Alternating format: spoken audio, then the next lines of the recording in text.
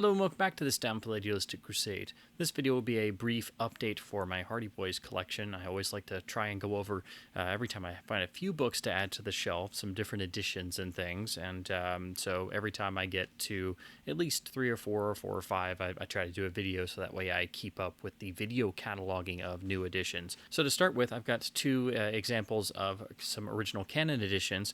This first one is nothing too terribly special, but it's a pretty clean, what looks like a first printing copy of book 48 from 1969, which of course is the Arctic Patrol mystery, with the wonderful artwork, and of course the art always looks much better on the original picture cover printings. So of course this has the correct spine information and of course lists directly to Arctic Patrol mystery, so everything seems to indicate that this is a first printing, and as you can see this is in pretty nice shape. It's got a little bit of wear, but this is among the better type of copies that I see float around in used bookshops. So when I stumble across a cheap early or particularly first edition picture cover, I try to grab these because one day I would like to have all the later books in original picture cover editions, and then the later reprints that I grew up with in the 90s and 2000s. So I just like having both because, again, the art looks much better, and I like having the classic blue spine version. I will also mention that, interestingly, this has the same sort of tint to the art that the reprint had that I grew up with. The same sort of almost, it's not quite pinkish, but there is like a little bit of pinkish hue in the boys stuck in the blizzard and the snow there. So that is apparently inherent to the original painting. And again, the detail is far better on these original copies. This is also not a reprint because, of course, it doesn't have the blue bar across the top or the number printed. So it's a pretty clean copy of a first printing. Now, this next one is one of the fun variants. This is one of the first times they tried to do a multi-volume set, and this one actually is quite uncommon. I've seen it once before in a used bookshop, and it was pretty trash. So this one is not perfect, but it's only the second one I've ever found, and it's actually in pretty good shape. So that and the fact that it was only $1 meant that I had to grab the custom 3-book edition trilogy of the first 3 books. So that looks like this, with this beautiful, very bold red custom artwork that I never realized until looking at it more closely.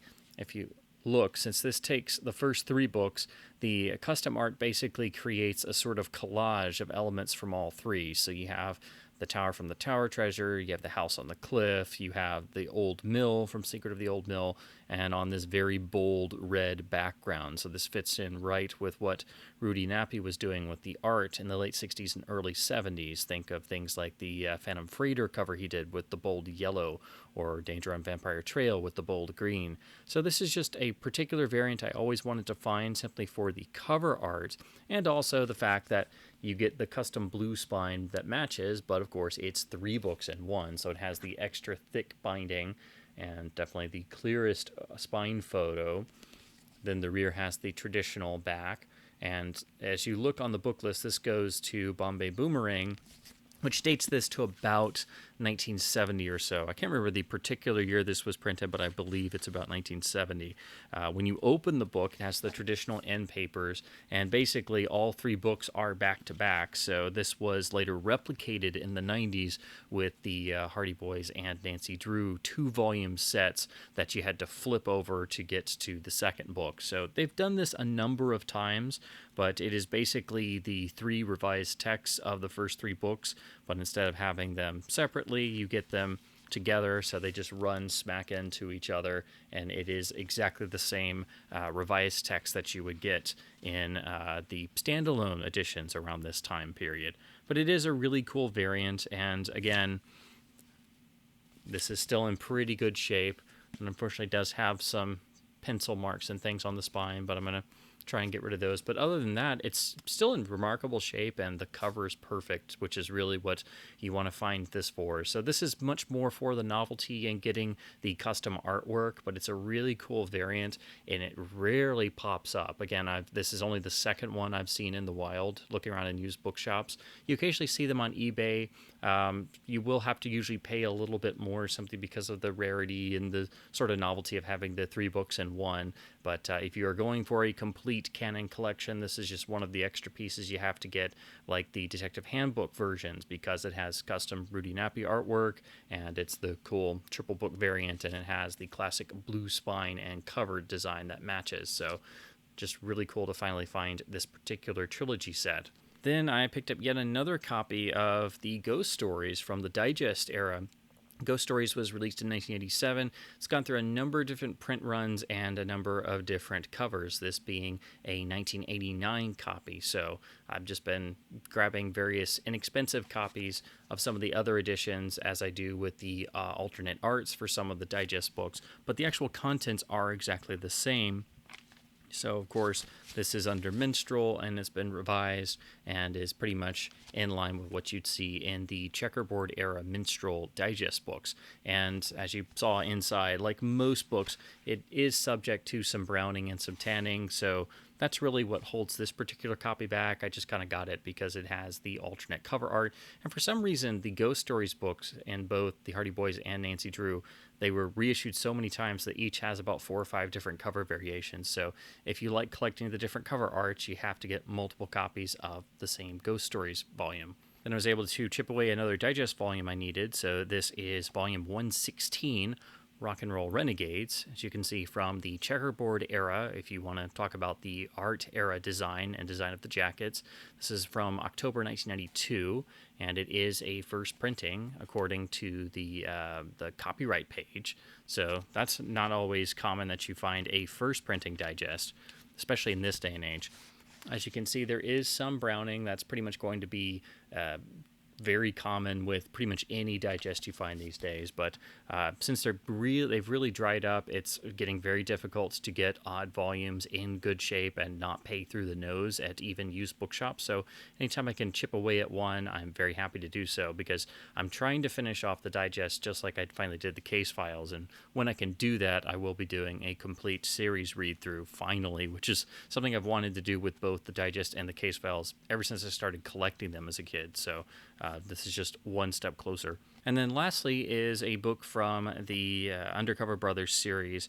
This is not a series I'm really a fan of, because it's told in the first person and it's where they really modernize things, and it's not quite the same as the original series, but I kind of started collecting them because they got more and more difficult to find, and I'm already a Hardy Boys completist still, so I had to start collecting these. So again, I'm just chipping away at odd volumes. So this is number 26, entitled Double Down. This is when they started doing the trilogy runs. So they did this with the Hardy Boys in the Undercover Brothers series, and they also did it with Nancy Drew in the subsequent, or I should say simultaneous, Girl Detective series.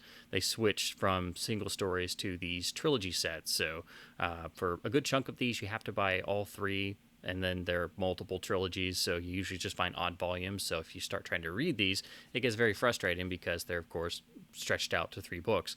So again, this is from 2009, and this is in the same matching style they had gone to.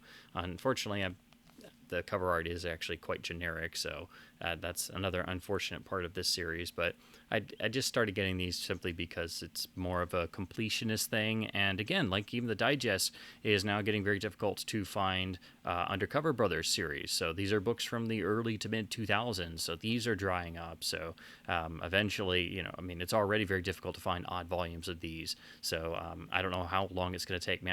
I get these when I find them. So in used bookshops, if I stumbled across a couple of these, I try to chip away at them. But I know it's going to be probably a very long time before I can actually finish off the whole series run, because there are quite a number of these. So that's it for this particular update. Again, just another bit of me chipping away at keeping a video catalog of my ever-growing and seemingly never-ending Hardy Boys collection.